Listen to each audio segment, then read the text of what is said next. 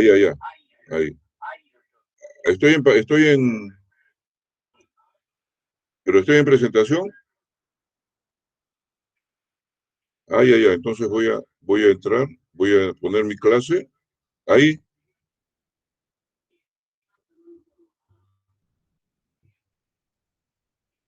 allá, ahí está bien. ¿Me escuchan? Ya, muy bien. Entonces voy a empezar, ¿ya? Voy a empezar. Ya, gracias a ti, gracias, muchas gracias.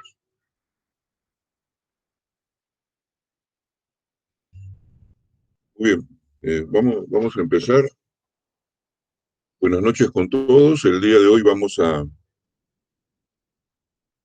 revisar un tema muy interesante y de mucha actualidad y de mucha utilidad, porque seguramente ustedes en algún momento van a acudir a una emergencia y van a presentar o a ver este tipo de patologías, ¿no? Que son las emergencias en diabetes mellitus.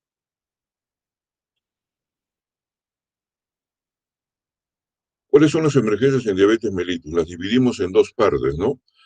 Las que tienen que ver con la hiperglicemia, que son las crisis hiperglicémicas, y las que tienen que ver con los valores bajos de glucosa, que son las hipoglicemias. Las crisis hiperglicémicas a la vez se dividen en cetoacidosis diabética y en estado hiperosmolar hiperglicémico. Vamos a revisar la primera, ¿no? Las crisis hiperglicémicas, primero conceptuando cada una de ellas. ¿Cuál es la definición de ambas? La cetoacidosis diabética es un estado de catabolismo incontrolado desencadenado por una deficiencia absoluta de insulina, ¿no? Estamos hablando de deficiencia absoluta de insulina, cuya tríada característica es una acidosis de tipo metabólica, una hiperglicemia y cuerpos cetónicos en orina y cuerpos cetónicos en la sangre. Ese es el concepto de cetoacidosis diabética. Es característico y eh, se presenta con mayor frecuencia, ¿no? En diabéticos tipo 1. En cambio, el estado hiperosmolar hiperglicémico también es un estado de catabolismo incontrolado, desencadenado por deficiencia ya no absoluta, sino deficiencia relativa de insulina, presentando una constelación de gran hiperglicemia, hiperosmolaridad, alteraciones de nivel de conciencia y ausencia de cuerpos cetónicos. Se presenta preferentemente en diabéticos tipo 2. La mortalidad es variable en ambas, en la actualidad su mortalidad es de 0.4 a 1%, y en el diabético tipo 2, o sea, en el hiperosmolar, es de 15%. ¿No? Si hacemos un recordatorio en el historial, podríamos decir que antes del descubrimiento de la insulina, pues la mortalidad de la cetoacidosis diabética era muy, pero muy alta. Prácticamente el paciente que hacía este cuadro agudo prácticamente se moría. Esa es la definición de cetoacidosis diabética y estado hiperosmolar. Ahora veamos la epidemiología de las crisis hiperglicémicas, ¿no? Son trastornos endocrinos metabólicos que más ingresos generan en unidad de cuidados intensivos, sobre todo la cetoacidosis diabética. La cetoacidosis diabética, ¿no? Vendría a ser la causa más común de hospitalización en aquellos niños que tienen diabetes mellitus tipo 1. La incidencia de cetoacidosis diabética como primera manifestación en diabéticos de aparición reciente o de novo varía según el país en que se estudia, ¿no? Puede variar de un 14 a 79%. Todo este porcentaje va a depender, ¿no? De la capacidad que tienen en las zonas o países donde se estudian este tipo de patologías. A, a mejor calidad de salud, ¿no? Más baja va a ser el porcentaje de la incidencia de cetoacidosis diabética. Su incidencia de cetoacidosis diabética, ya lo dijimos, previamente diagnosticados es del 5 a 7% en países desarrollados. La mortalidad varía entre 0.4 a 1% en los diabéticos tipo 1 con cetoacidosis diabética, y la mortalidad es mayor en el estado hiperosmolar hiperglicémico. Pero acá debemos hacer una salvedad, ¿no? Por ejemplo, acá en nuestro medio, en el Perú, es frecuente la cetoacidosis diabética no en los diabéticos tipo 1, sino es frecuente en los diabéticos tipo 2. ¿Y esto por qué? Porque en el global de diabéticos en el Perú, el número de diabéticos es mucho mayor en diabéticos tipo 2, ocupan más o menos el 89-95%. En cambio, para suerte nuestra, los diabéticos tipo 1 en el Perú es una incidencia muy, muy baja. Se podría decir que la incidencia de diabetes tipo 1 más baja en el mundo es la que existe en el Perú, ¿no? Esto por razones genéticas. Entonces, podríamos decir que en el Perú, ¿no?, es frecuente la cetoacidosis diabética, pero en diabéticos tipo 2, no en diabéticos tipo 1, como sucede en otras partes del mundo, donde la diabetes tipo 1 es hay mucho mayor incidencia, por ejemplo, en los países europeos o anglosajones. Pero también se puede presentar un estadio importante, muy frecuente, que se llama el estadio intermedio, donde hay tanto de diabético tipo 1, de cetoacidosis diabética, como de estadio hiperosmolar hiperglicémico. El estadio hiperosmolar hiperglicémico es más frecuente en ancianos, sobre todo en aquellos que viven en casas de reposo o viven solos. Y hay un estadio de cetoacidosis diabética que se denomina y que está últimamente estudiándose mucho, ¿no?, que es la cetoacidosis diabética euglicémica. Es decir, que presentan todas las características de cetoacidosis diabética que hemos mencionado, pero con una salvedad, ¿no? Los valores de glucosa son normales. Esto sobre todo se está presentando en aquellos individuos diabéticos que reciben un medicamento dentro del global de tratamiento para diabetes, que son un grupo de medicamentos que se llaman los inhibidores del SGLT2, de los receptores de la bomba de glucosa y sodio a nivel de los túbulos renales. Se llama la cetoacidosis diabética euglicémica. Eso es algunas cositas en relación a la epidemiología de las crisis. Veamos nosotros algunas características epidemiológicas en un hospital de nuestro país, ¿no?, que son muy parecidas a las que vemos en las diferentes emergencias en hospitales de primer nivel. Acá vemos, por ejemplo, la cetoacidosis diabética, la crisis hiperglicémica hiperosmolar y lo que les mencioné, ¿no?, los estadios mixtos. Miren ustedes, en este hospital, este es el Hospital Cayetano Heredia, vemos nosotros el tipo de diabetes, tipo 1, tipo 2, y cómo se presenta la cetoacidosis diabética en este hospital, ¿no? La cetoacidosis diabética se va a presentar, como ya les dije, en mayor porcentaje en los diabéticos tipo 2, en un 89%, y los diabéticos tipo 1 en un 11%, ¿no? Es mucho más frecuente la cetoacidosis diabética en los diabéticos tipo 2 hospitalizados o que vengan a emergencia. En cambio, el estadio hiperosmolar hiperglicémico es al 100% frecuente en los diabéticos tipo 2, por obvias razones, 100%. Y el estadio mixto se presenta en un 93.8% en los diabéticos tipo 2 y en un pequeñísimo porcentaje en los diabéticos tipo 1.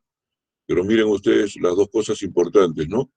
Cetoacidosis diabética en el Perú, más frecuente en los diabéticos tipo 2, y estadio mixto, ¿no?, un alto porcentaje de presencia en las emergencias hospitalarias, 93.8%. Esas son las características epidemiológicas en pacientes hospitalizados con crisis hiperglicémicas. Para conocer el manejo, el seguimiento de la diabetes, de las crisis hiperglicémicas, es importante conocer la patogénesis de la cetoacidosis diabética y del síndrome hiperosmolar hiperglicémico. Todo parte, ¿no? Todo a partir de un desbalance hormonal, ¿no? Tanto del desbalance de la insulina con las hormonas contrarreguladoras.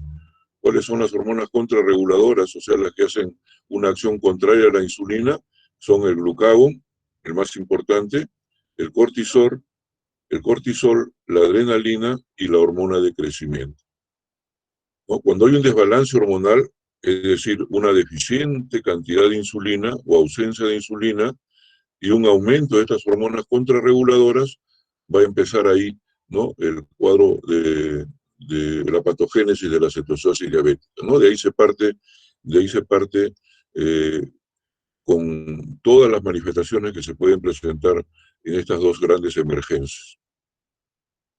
O sea, el desbalance hormonal es el factor más importante para que se inicie toda la patogénesis de la cetoacidosis y el estadio hormonal hiperosmolar hiperglicémico.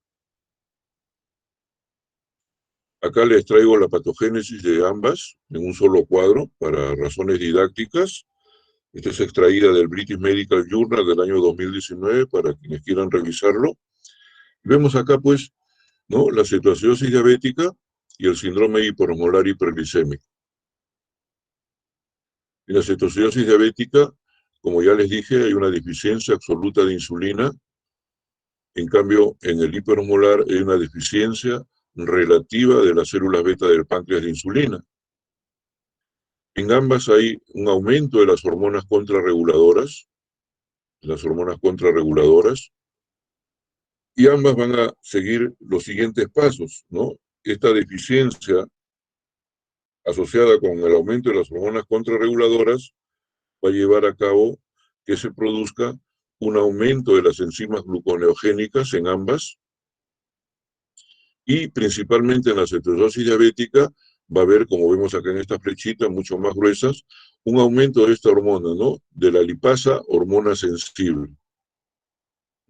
En cambio, en el hiperosmolar también hay aumento muy leve de esta hormona, de esta lipasa, hormona sensible. En cambio, en el hiperosmolar, en la cetoacidosis, esta lipasa, hormona sensible, va a estar por deficiencia de insulina y por aumento de las hormonas contrarreguladoras, va a estar aumentada, ¿no? Ahí radica una gran diferencia. En ambas, el aumento de las enzimas gluconeogénicas van a ocasionar tres cosas, ¿no? Resistencia a la insulina a nivel periférico, es decir, disminución de la utilización de glucosa a nivel periférico. A nivel hepático van a producir aumento de la gluconeogénesis y de la glucogenólisis en ambas, tanto cetoacidosis como hiperosmolar. Si seguimos la secuencia, este aumento de la gluconeogénesis, aumento de la glucogenólisis y disminución de la utilización de glucosa, obviamente va a conllevar a una hiperglicemia. Esta gran hiperglicemia va a llevar a una diuresis osmótica, igualmente acá, hiperglicemia y diuresis osmótica.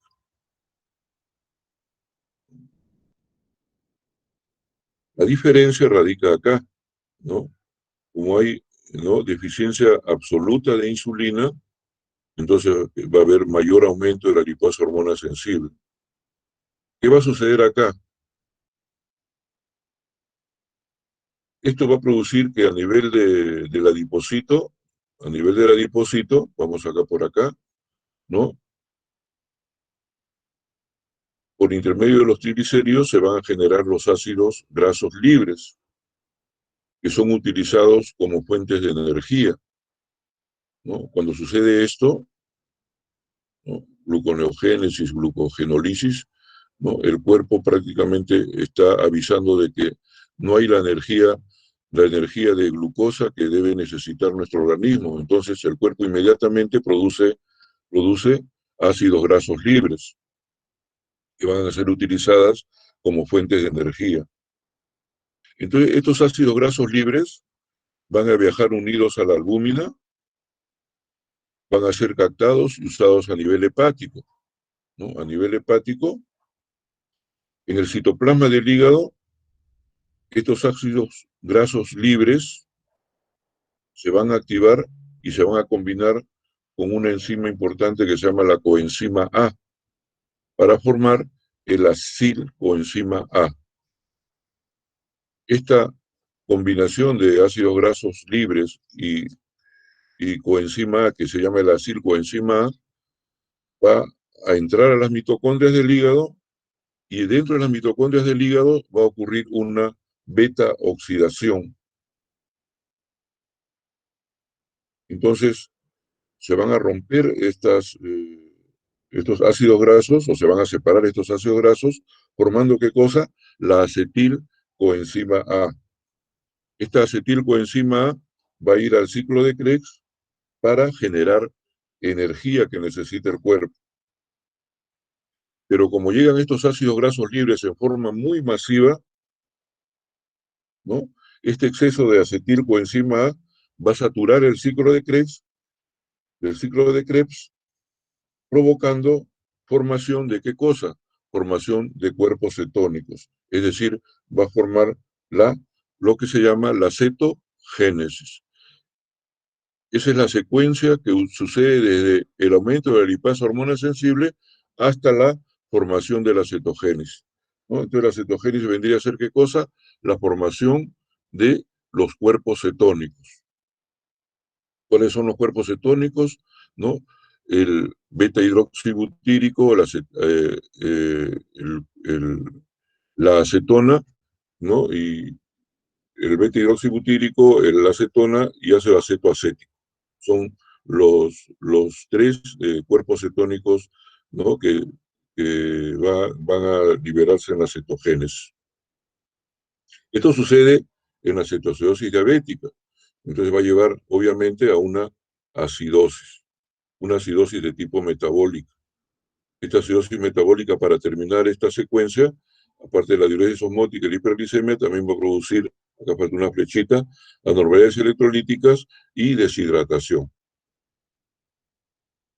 En cambio, para diferenciar, ¿no?, la cetoacidosis diabética del hiperosmolar, ya dijimos que la lipasa hormona sensible, por el hecho mismo de que hay no una deficiencia absoluta, sino deficiencia relativa de insulina, no va a aumentar esta lipasa hormona sensible y no va a haber cetogénesis.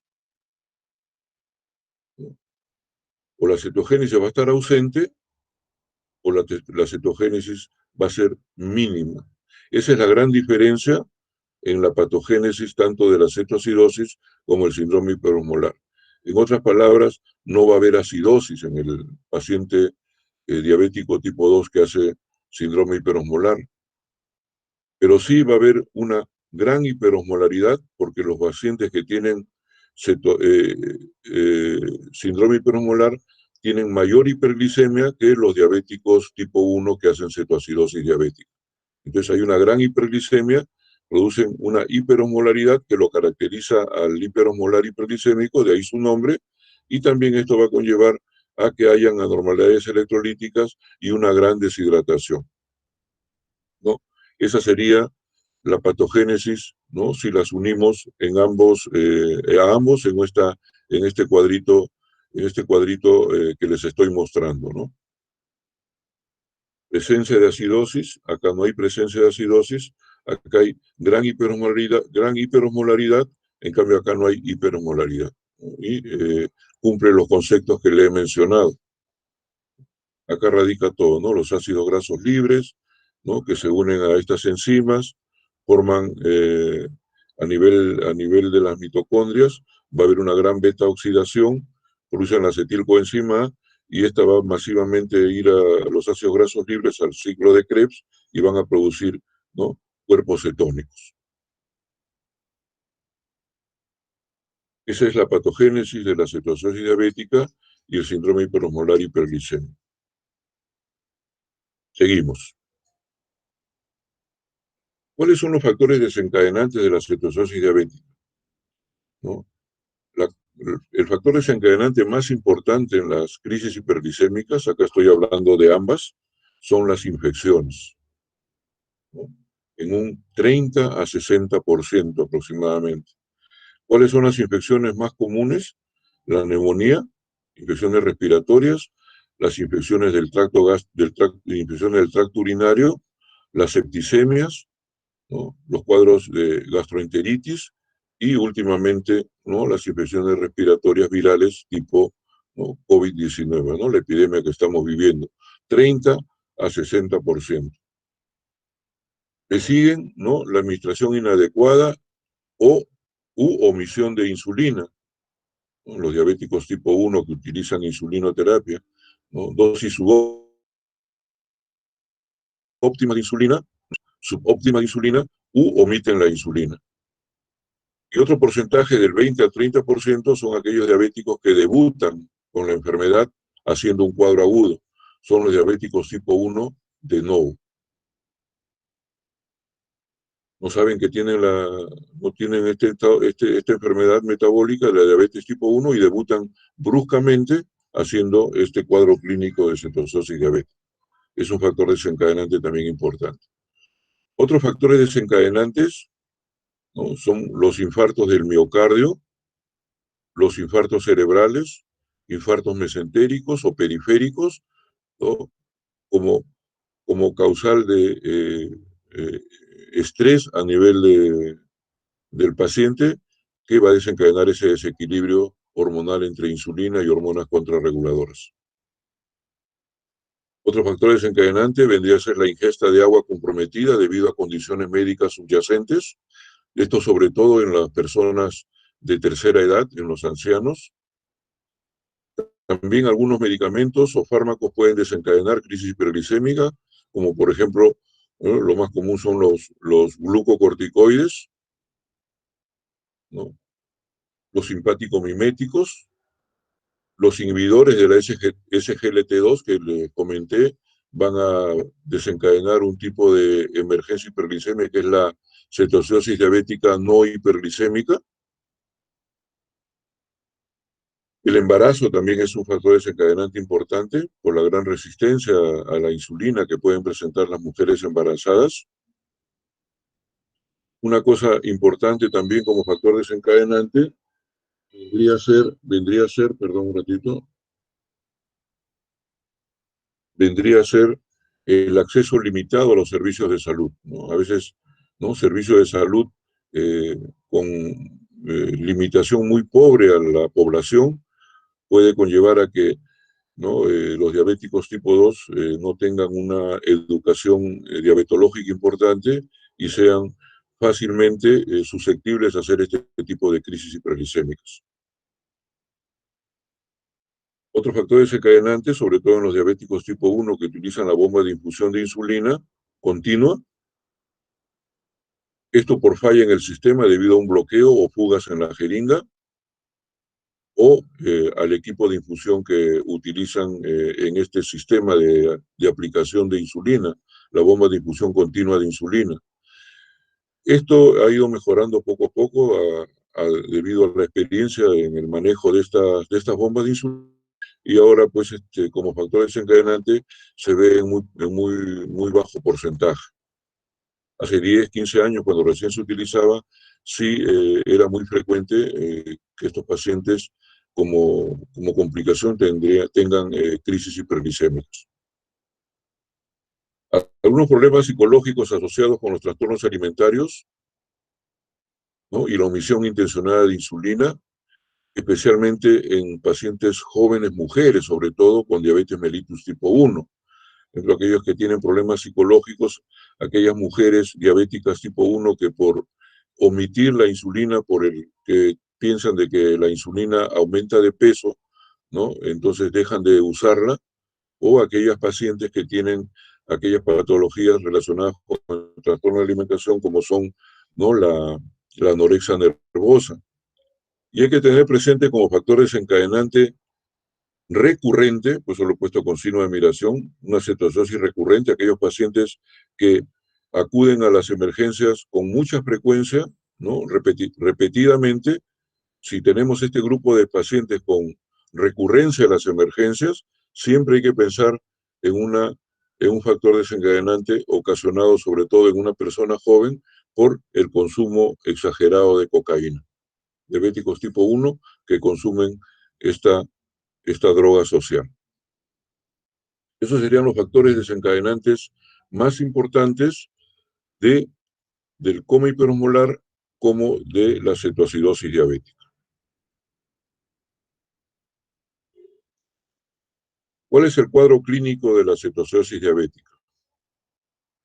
Acá sí vamos a desmembrarlo. Vamos a hablar primero de cetoacidosis diabética y luego de estado hiperosmolar hiperglicémico. ¿Me disculpan un ratito? Sí, doctor, no se preocupe.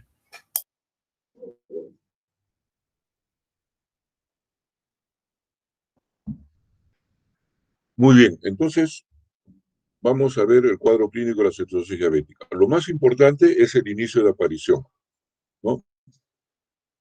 La aparición de esta emergencia de cetoacidosis es brusco, ¿no? Dura horas o incluso solamente días. No es un inicio, ¿no?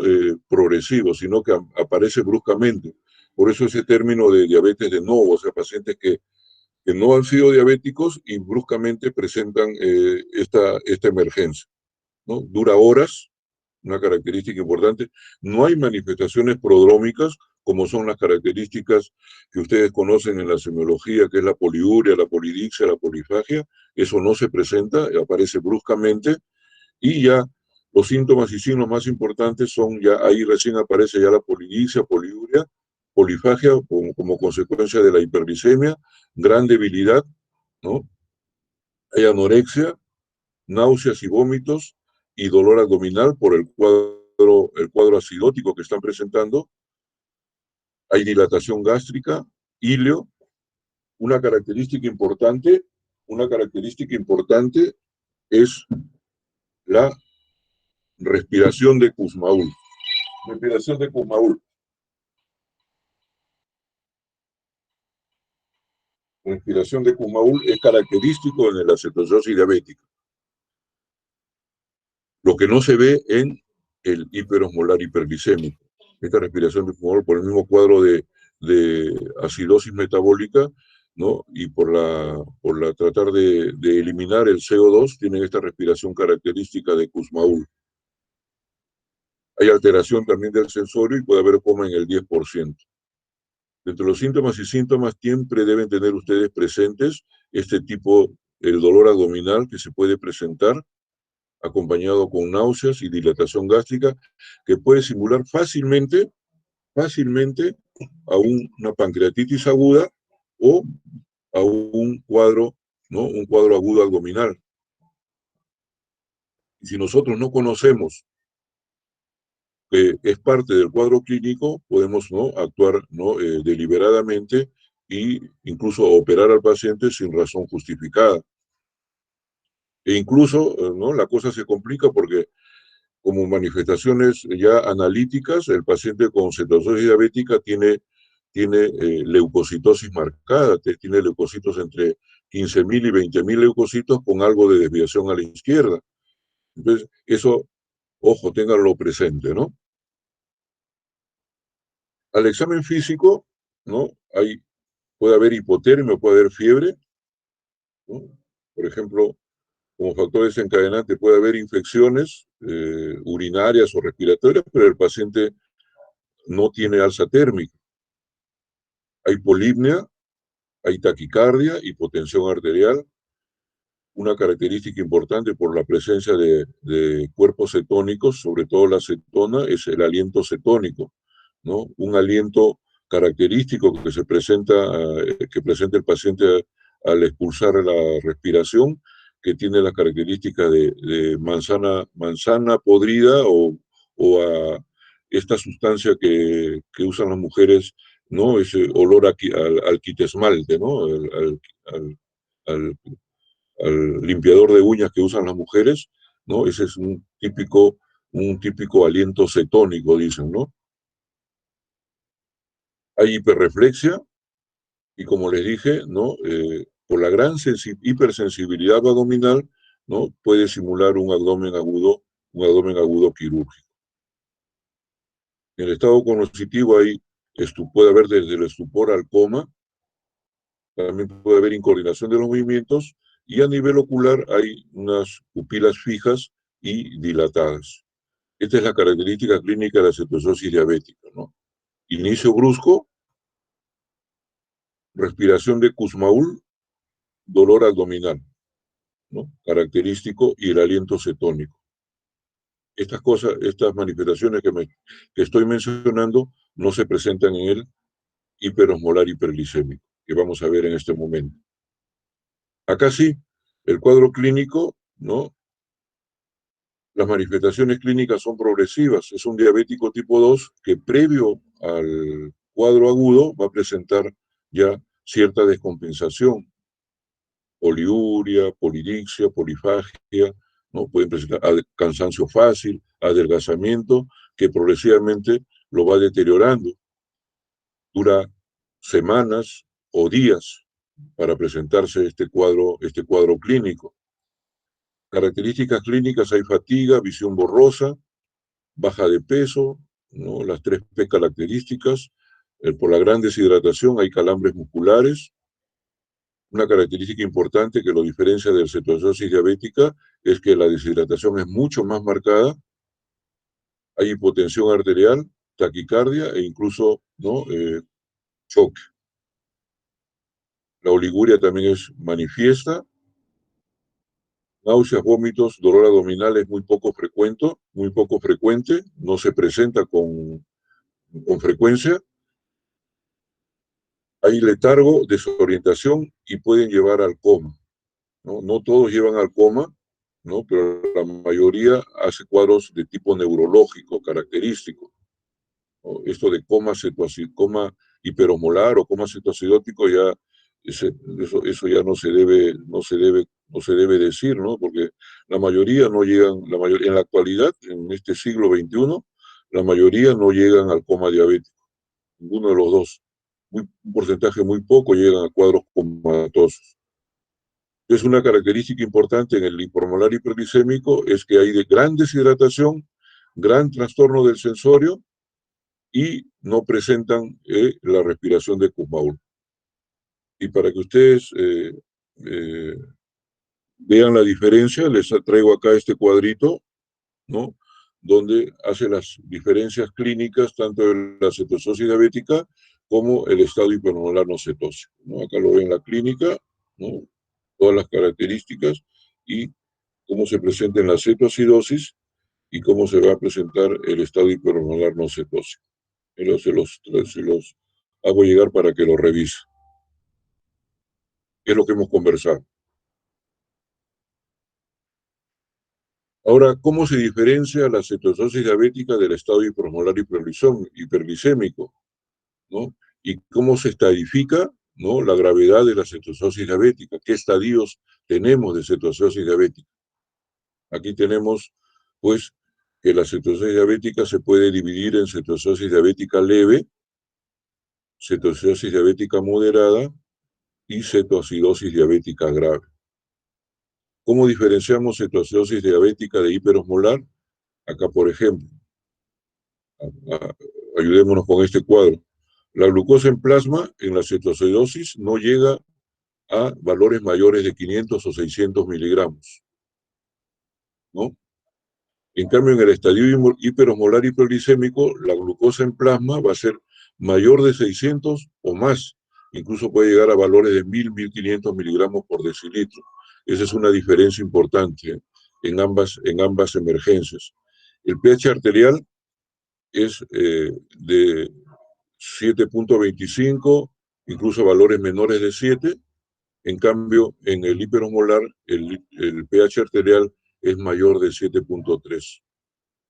El bicarbonato sérico en el hiperosmolar hiperglicémico es mayor de 15, en cambio en el cetoacidosis diabética es, ¿no?, menor de 10, cuando es estadio grave, o 15 a 18 en estadio leve.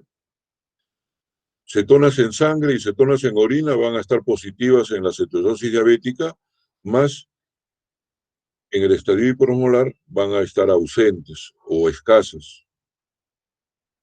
El anion gap o brecha aniónica, ¿no?, en la cetosis diabética va a estar aumentada.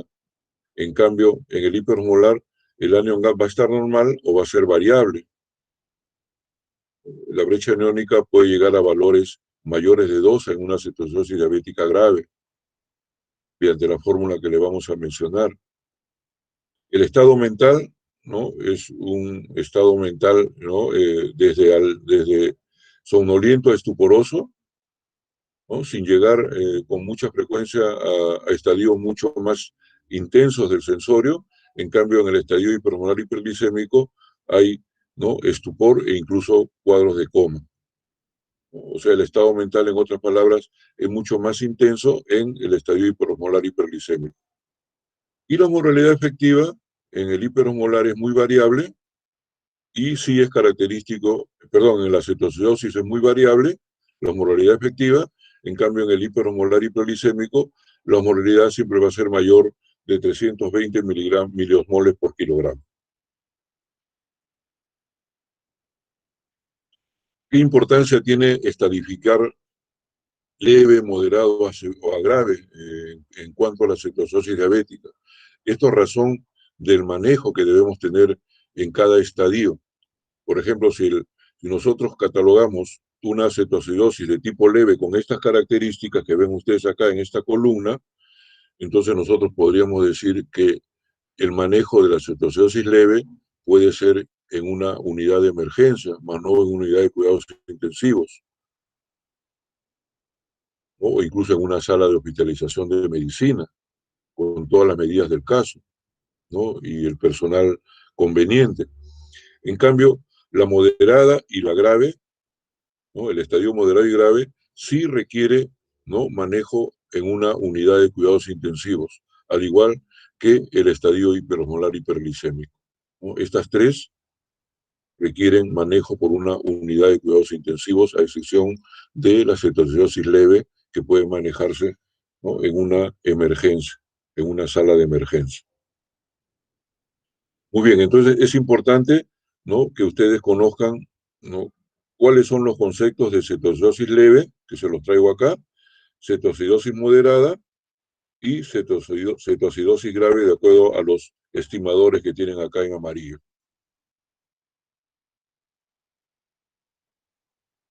Y los diagnósticos diferenciales de la cetoacidosis diabética, sobre todo de la cetoacidosis diabética, los traemos acá, ¿no?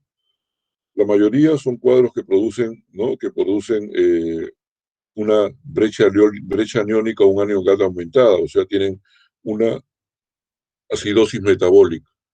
El más importante de todos estos, ¿no?, este no es patológico, es de un ayuno prolongado, ¿no? Un paciente que hace un ayuno prolongado va a tener estas características, ¿no?, en relación a estos estimadores. El diagnóstico diferencial más importante que debemos hacer es con la acidosis láctica, ¿no? La acidosis láctica, que se puede presentar en estadios, en el diabético tipo 2, que recibe, por ejemplo, les doy un ejemplo, que recibe metformina, que es un medicamento oral para la diabetes, y que está mal indicado, ya que se da en un paciente que tiene cuadros respiratorios agudos severos o cardíacos severos, y pueden hacer un cuadro de acidosis láctica fácilmente, que puede confundirse con una cetoacidosis diabética. Acá tenemos, por ejemplo, las diferencias, ¿no? La glucosa en la cetoacidosis es alta, como ya sabemos, en cambio la gran diferencia en la acidosis láctica, que es, ¿no?, la glucosa siempre es normal. Los cuerpos cetónicos también son positivos en uno, negativos en el otro. La brecha aniónica en ambos está aumentada y la osmolaridad está aumentada en la cetoacidosis, levemente aumentada, más no en la acidosis láctica. Otros cuadros que producen acidosis metabólica son la acidosis urémica, la acidosis por alcohol, por alcoholismo crónico, y la acidosis por el uso crónico de salicilatos, ¿no?, con estas características. Entonces, estos son los diagnósticos diferenciales de la cetoacidosis diabética. Ahora entremos ya a los hallazgos de laboratorio. ¿Qué debemos solicitar cuando nosotros estamos ante un cuadro de crisis hiperglicémicas? Lo primero que tenemos que solicitar son las glicemias o dosar las glicemias. En este caso nos valemos de las glicemias capilares con el aparato que contamos que se llama el glucómetro, ¿no? Las glicemias capilares, ¿no? Que tienen una sensibilidad y especificidad no tan buena como la sangre venosa, pero nos ayuda bastante. Las glicemias, como ya les dije, mayores en la cetoacidosis, en el hiperosmolar que en la cetoacidosis diabética, ¿no? Cetoacidosis diabética se va a presentar, ¿no? Entre 500 para 250, 500 o máximo 600 miligramos. En cambio, en el hiperosmolar van a ser valores de glicemia mucho mayores, ¿no? De 600 a 1500 miligramos por decilitro de glicemia capilar.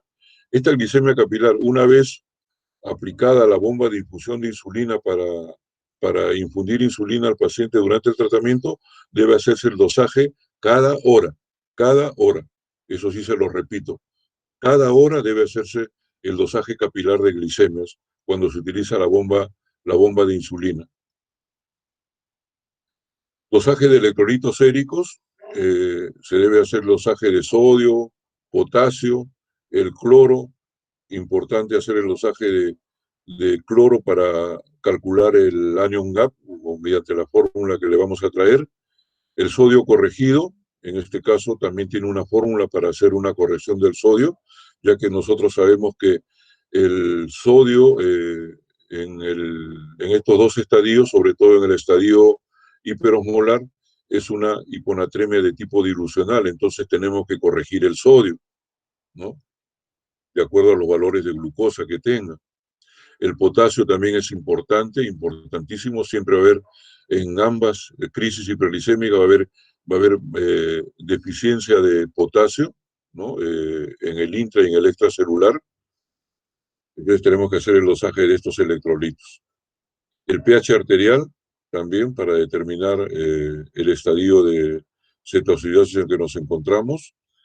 El anion gap, ¿no? También es una fórmula que el que maneja emergencias o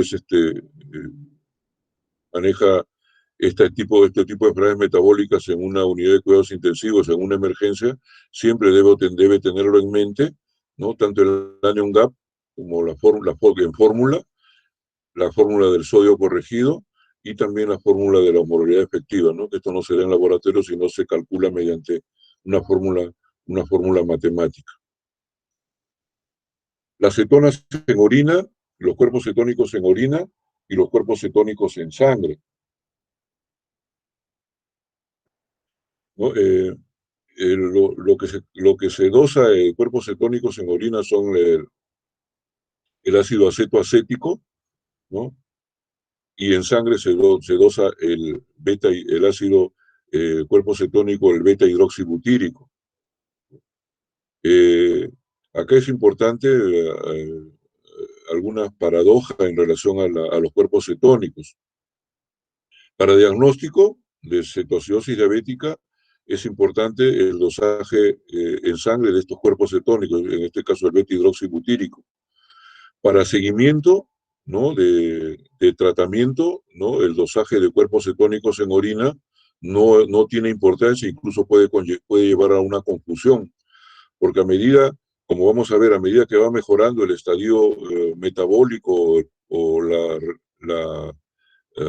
tratamiento de la cetonemia en el paciente con cetoacidosis diabética, estos cuerpos cetónicos en sangre, el beta hidroxibutírico, se va a convertir en ácido acetoacético y a nivel de la orina va a estar aumentado, va a tener 3, 4 cruces, ¿no? Lo que puede conllevar a confusión y pensar que el que está manejando la cetoacidosis diabética y no conoce esta característica puede pensar que está haciendo un mal manejo, ¿no? Lo que significa lo contrario, ¿no? El presentar cuerpos cetónicos aumentados durante la recuperación del paciente con cetoacidosis diabética significa que los valores del beta hidroxibutírico están están reduciéndose o están disminuyendo. Entonces, para el seguimiento, importante los cuerpos cetónicos en sangre, más no el seguimiento de cuerpos cetónicos en orina, porque puede llevar a confusión. Estamos ante un estadio de pérdida volémica, entonces la urea y la creatinina es importante, porque podemos estar ante un estadio de insuficiencia prerrenal. Ya hablamos sobre la osmolaridad efectiva, sobre todo en el estadio hiperosmolar hiperglicémico. Como factores desencadenantes, ya dijimos que las infecciones son las más comunes, entonces siempre debemos solicitar un hemograma completo. Y como les dije, nos vamos a llevar con una sorpresa si hacemos el dosaje del hemograma en un paciente con cetoacidosis diabética. Vamos a encontrar una gran leucocitosis como parte del cuadro clínico y incluso con desviación a la izquierda, que nos puede confundir con un cuadro infeccioso o con un cuadro sumamente agudo, si es que se asocia al dolor abdominal. Común también las infecciones urinarias, entonces debemos solicitar nuestro examen de orina y cultivar al paciente, ¿no? Hacer urocultivo, antibiograma, solicitar diagnósticos por imágenes, radiografía de tórax, resonancia magnética si la requiere, tomografía computarizada. El electrocardiograma también es importante, porque acá podemos nosotros ayudarnos a ver si el paciente está ante un estadio de hipocalemia o hipercalemia mediante los trazos electrocardiográficos, o estamos ante un paciente con un infarto al miocardio oculto que simula mucho a las características clínicas de un estadio hiperglicémico agudo. La hemoglobina glicosilada, como hallazgo de laboratorio inicial, no tiene mucha importancia. Más importancia tiene cuando se le hace el dosaje de glicosilada para determinar al término del tratamiento, ¿no?, qué esquema terapéutico ambulatorio vamos a continuar. Otros exámenes de laboratorio, los de los que ustedes ven acá, podría ser también, ¿no?, el dosaje de estas sustancias que son las amilasas, ¿no?, que están aumentadas también en la cetoacidosis diabética y pueden confundir con un cuadro de pancreatitis aguda. Las amilasas séricas, las lipasas y las amilasas séricas.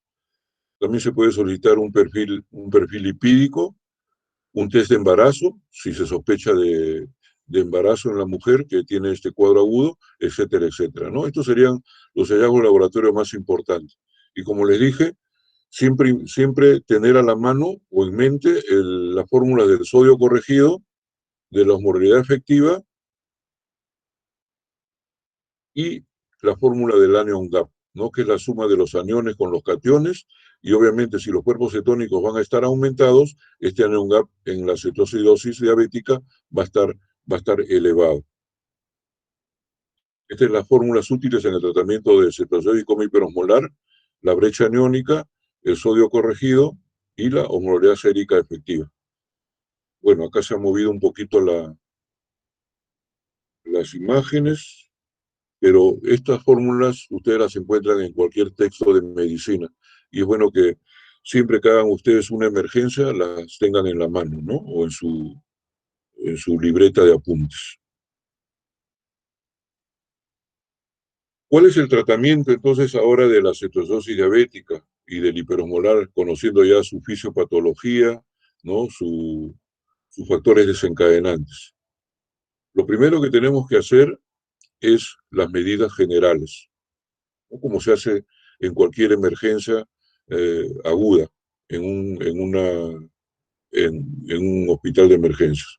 Lo primero que tenemos que hacer, ¿no?, general, proteger las vías aéreas. Si el paciente tiene una saturación de oxígeno menos de 90%, entonces estamos obligados a administrar oxígeno suplementario. Siempre buscar una vía endovenosa. Hay que dar un acceso venoso periférico a todos los pacientes con esta crisis hiperglicémica. Siempre tener presente la consideración de una doble vía periférica, pero de gran calibre, En uno aplicamos líquidos, en otro estamos usando la bomba de infusión de insulina. Entonces, acceso venoso periférico con doble vía periférica y de gran calibre. ¿Consideraríamos catéter venoso central? No, no es prioridad. Siempre es prioritario iniciar con una vía periférica. Ya si es necesario, se puede utilizar la vía central, ¿no? El catéter venoso central. Pero no es de utilidad, no es necesario utilizarlos en todos los pacientes que tienen este tipo de crisis hiperglicémicas. Otra medida general es el control de líquidos individualizado, ¿no? En este caso, si el paciente tiene una vejiga neurogénica, está en cuadro de shock o de coma y tiene una oliguria persistente, entonces considerar una sonda Foley, ¿no? Para medir las pérdidas de líquidos, ¿no? También como control de líquidos individualizados, también la sonda nasogástrica, cuando el estado de alerta esté comprometido, haya distensión gástrica o una gastroparesia diabética, o sospecha de obstrucción intestinal o sospecha de pancreatitis, entonces colocar una sonda nasogástrica al paciente. Y como medidas generales en el aspecto hemodinámico respiratorio, entonces debe considerarse el monitoreo invasivo para evitar edema agudo de pulmón, ¿no? Como el gran problema es la volemia en estos pacientes, si nosotros no hacemos un control hemodinámico y respiratorio adecuado, nosotros podemos llevar al paciente a una sobrecarga de líquidos y producirle un edema agudo de pulmón. Estas son las medidas generales en todo paciente que ingresa a una unidad de cuidados intensivos, con estas crisis agudas. Continuamos. Acá están los objetivos del tratamiento. ¿Cuáles son los objetivos del tratamiento en estas crisis hiperglicémicas? Lo primero, corregir la deshidratación. Revertir la acidosis y la cetosis, sobre todo en la cetosis diabética. Corregir la hiperosmolaridad. Normalizar la glucosa como medida fundamental. Evitar y monitorizar complicaciones, ¿no? Y también, como objetivo importante, identificar y tratar el factor desencadenante. Entonces, lo más importante es corregir la deshidratación, normalizar la glicemia, y esto se hace no se hace de manera, como vamos a ver, no, de manera continua, sino se siguen pasos, ¿no? El primer paso para el tratamiento de esta crisis hiperglicémica es el que ven ustedes acá, ¿no? Corregir el estado de hidratación del paciente. Y luego ya viene, ¿no?, la normalización de la glicemia mediante la insulinoterapia, ¿no?, la corrección de la hiponalidad, el trastorno hidroelectrolítico que requiera el paciente. Entonces vamos a ir paso por paso en relación al tratamiento de estas crisis hiperglicémicas. Estos son los objetivos. ¿Cuál es el primer paso? ¿No? Seguramente si ustedes no han revisado el manejo de estas emergencias, ustedes seguramente en su mente estarán pensando si tienen valores de glucosa elevados y tienen el cuadro cetósico como consecuencia de la hiperglicemia, seguro pensarían de que el primer paso podría ser la insulinoterapia y sería, ¿no?, el que salvaría al paciente en este cuadro de hiperglicemia. Pues no es así. El primer paso antes de utilizar insulina sería la hidratación parenteral, ¿no? Todos sabemos que ambas emergencias hiperglicémicas se van a presentar con un cuadro de deshidratación, hidratación parenteral, es lo principal, ¿no? El déficit de agua en el paciente con cetosis diabética se ha calculado en un promedio de 4 a 6 litros diarios, o en otras palabras, 100 mililitros por kilo de peso corporal. Mayor aún es en el déficit de agua en el estadio hiperosmolar hiperglicémico, de 6 a 10 litros diarios de déficit de agua, de 100 a 200 mililitros por kilo de peso corporal. ¿no? Hay un dicho muy cierto que dice, antes que el agua, no den nada. Primero, la hidratación con, ¿no? Soluciones parenterales. Antes que el agua, nada. ¿Por qué? Porque la fluidoterapia sola va a contribuir a un descenso de glucosa, ¿no? De 25 a 70 miligramos por decilitro por hora. Miren, el mismo hecho de solamente hidratar al paciente sin usar insulina hace que ya haya un descenso de glucosa con estos valores, ¿no? 25 a 70 miligramos por decilitro por hora.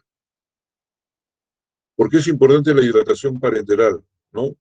¿Por qué es importante la resucitación volémica en el paciente?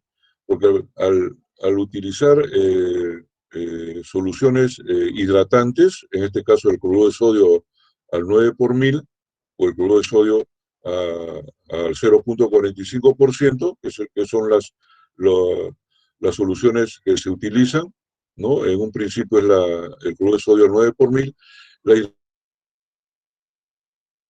hidratación parenteral que va a disminuir la vasoconstricción, va a mejorar la perfusión tisular, va a mejorar la tasa de filtración glomerular, va a disminuir las hormonas contrarreguladoras, va a mejorar la sensibilidad a la insulina o resistencia a la insulina, va a mejorar incluso la acidosis metabólica y va a mejorar la osmolaridad del individuo, ¿no? Y lo que hace también, como ven ustedes acá, que la glucosa se diluya. Entonces, una gran importancia tiene como primer paso la hidratación parenteral. ¿Y cuáles son las metas? En la cetoacidosis diabética, la meta en la hidratación parenteral sería la siguiente: reponer el 50% de las pérdidas de líquidos en las primeras 12 horas, ¿no? Que se llama la fase de reanimación hídrica. Reponer el 50% de las pérdidas de líquidos en las primeras 12 horas. El resto de líquidos lo reponemos en las siguientes 12 a 36 horas. La meta en el estadio hiperosmolar hiperglicémico, reponer el 50% de las pérdidas de líquidos en las primeras 8 a 12 horas y el resto lo reponemos en las 12 a 36 horas. Por ejemplo, si tenemos un paciente con estadio hiperosmolar hiperglicémico que está perdiendo, tiene un déficit de agua de 8 litros, le ponemos 4 litros en las primeras 12 horas, ¿no? Y los otros 4 litros, ¿no? Se los damos, ¿no? En las siguientes 12 a 36 horas, ¿no? Por darle un ejemplo. La fase de reanimación hídrica, el concepto de fase de reanimación hídrica es cuando son las primeras 1 a 2 horas. Y la otra fase es la fase de mantenimiento, ¿no? Son las dos fases que tenemos para manejar, ¿no? o hidratar a nuestro paciente. En cambio, en la fase de mantenimiento, después de la fase de reanimación, dar el cloruro de sodio, ¿no? En las primeras 2 horas, 1 a 2 horas. Después de la fase de reanimación, considerar cambios de solución dependiendo del sodio corregido. Nos ponemos en el interrogante. O seguimos dando cloruro de sodio al 9 por 1000, o lo cambiamos a solución salina al 0.45%. En este caso, nos es de mucha utilidad el sodio corregido, ¿no? Utilizando la fórmula que les mencioné, el sodio corregido. Así pues, si el sodio está entre 135 y 145, o sea, normal, o está mayor de 145, entonces hay que cambiar la solución salina de 9 por 1000 a 0.45%. Pero si el sodio está bajo, menor de 135, seguimos utilizando la solución salina al 0.9% o solución salina al 9 por 1000. Esto es importante para no considerar el tipo de solución que vamos a utilizar. Acá está el algoritmo, ¿no? de la columna de líquidos endovenosos. Entonces, lo primero que debemos hacer es determinar el estado de hidratación. Si estamos ante un cuadro de hipotensión leve o de shock hipovolémica, damos primero el cloruro de sodio, las cantidades que vemos acá, ¿no? Comenzamos con una fase de reanimación, evaluamos la corrección de sodio sérico, alto, normal o bajo, determinamos el tipo de solución salina a utilizar, ¿no? Y seguimos el curso, ¿no? Hasta llegar a una glicemia, ¿no? que llegue a 250 miligramos por ciento, que vamos a ver posteriormente qué se va a hacer cuando una vez hidratado el paciente y infundida la insulina se llega a una glicemia, ¿no?, de 250 miligramos por ciento. Eso lo vamos a conversar, ¿no?, en otro slide. Esa sería la hidratación parenteral, ¿no?, como primer paso en el paciente con crisis hiperglicémicas. ¿Y cuál sería el segundo paso antes de la utilización de insulina? El segundo paso sería la reposición de potasio. Acá con signo de admiración. Siempre, siempre se tendrá que reponer. Siempre vamos a reponer potasio. El potasio alto, normal o bajo, siempre va a haber un momento en que se tiene que reponer. Lo único que va a variar acá es el momento en que se inicia la reposición.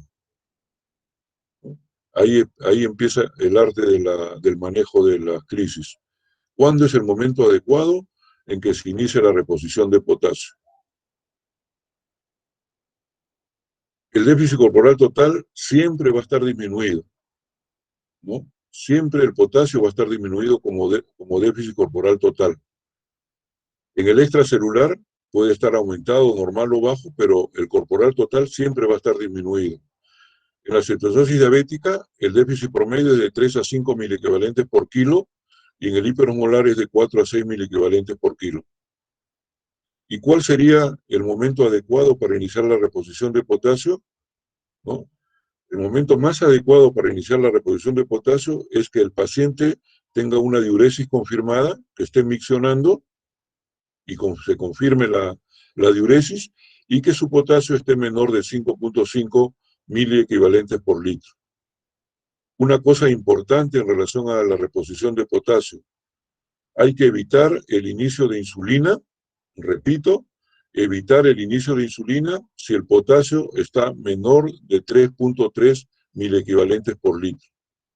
Si nosotros damos insulina con estos valores de potasio sérico, nosotros podemos, ¿no?, matar al paciente, hablando así literalmente, matar al paciente mediante un cuadro de hipocalemia severa o un cuadro de tipo cardiológico, ¿no? Entonces, siempre tener esta premisa, ¿no?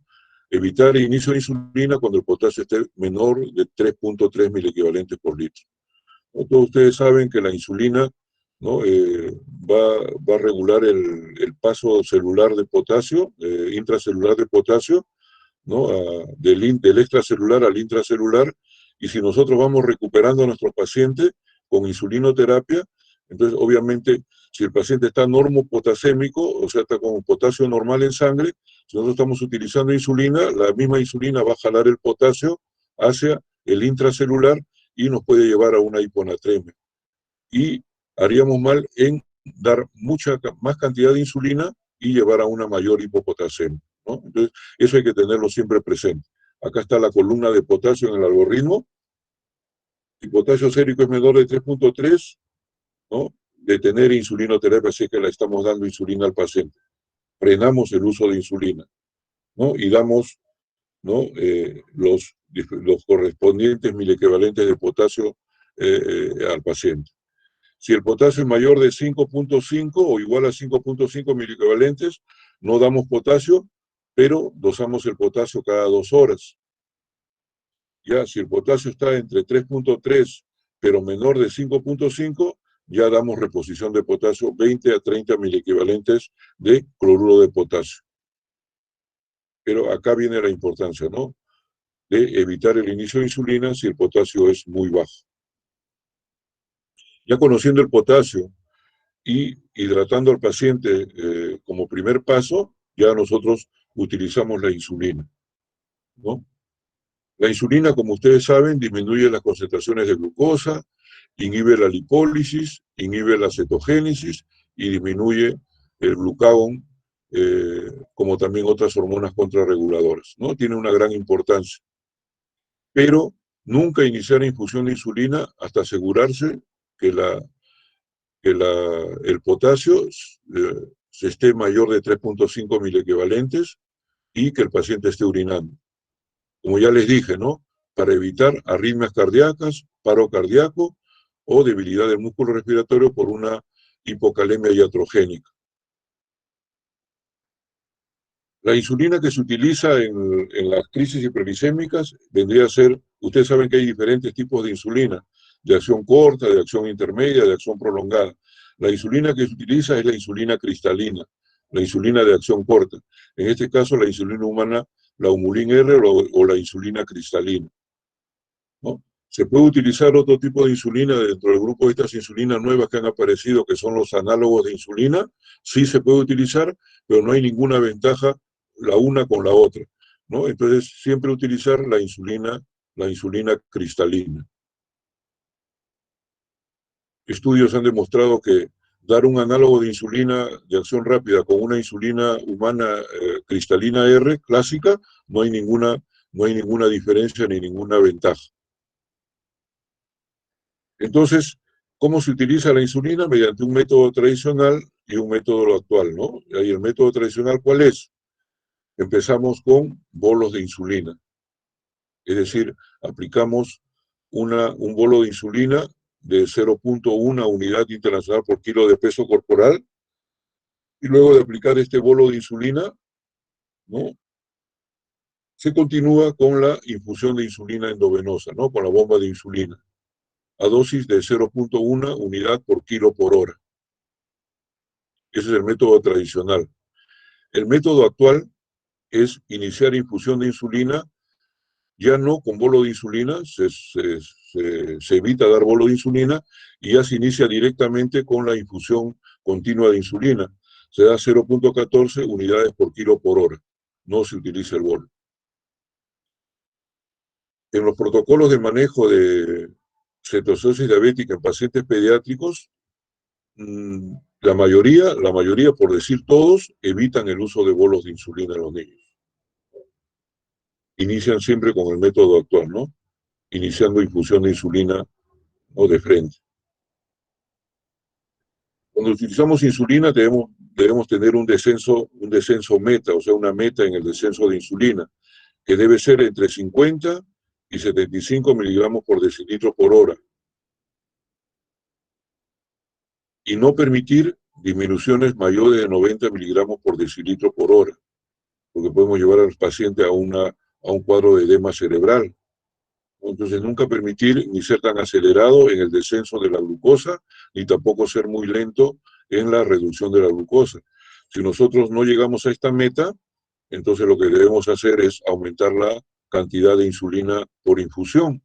Si nosotros estamos llegando a este descenso mayor de 90 miligramos, obviamente lo que tenemos que hacer es disminuir, ¿no?, la cantidad de insulina que estamos administrando.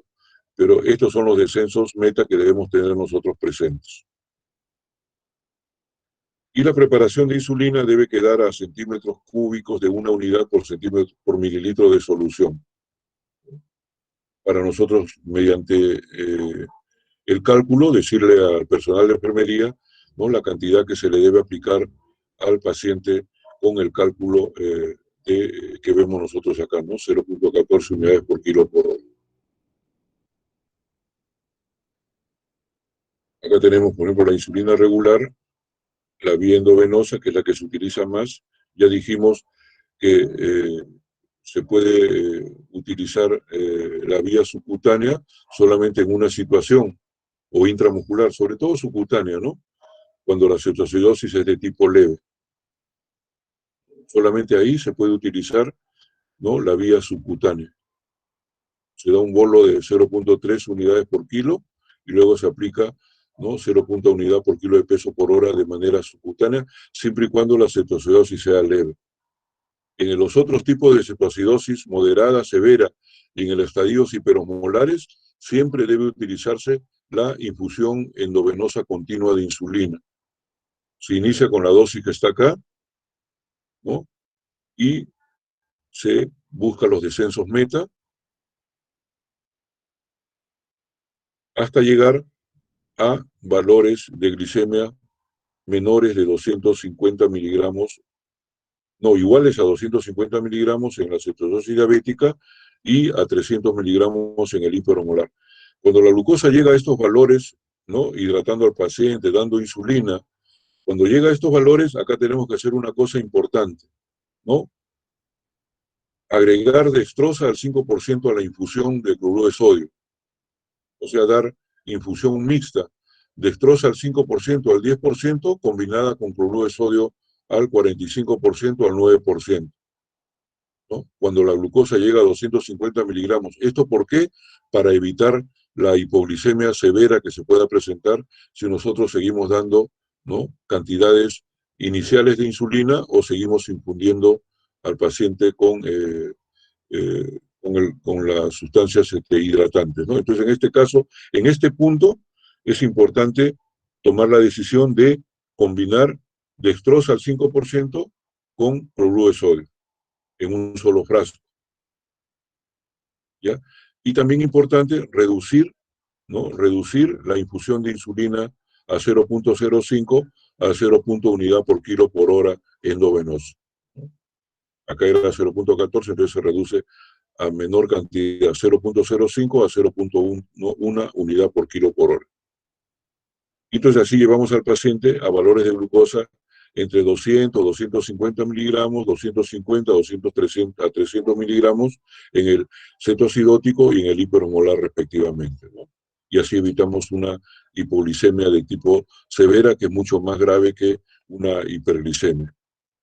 Y una vez que tenemos esto, ya iniciamos la transición a insulina subcutánea para que el paciente sea manejado ya ambulatoriamente en casa cuando se le dé de alta.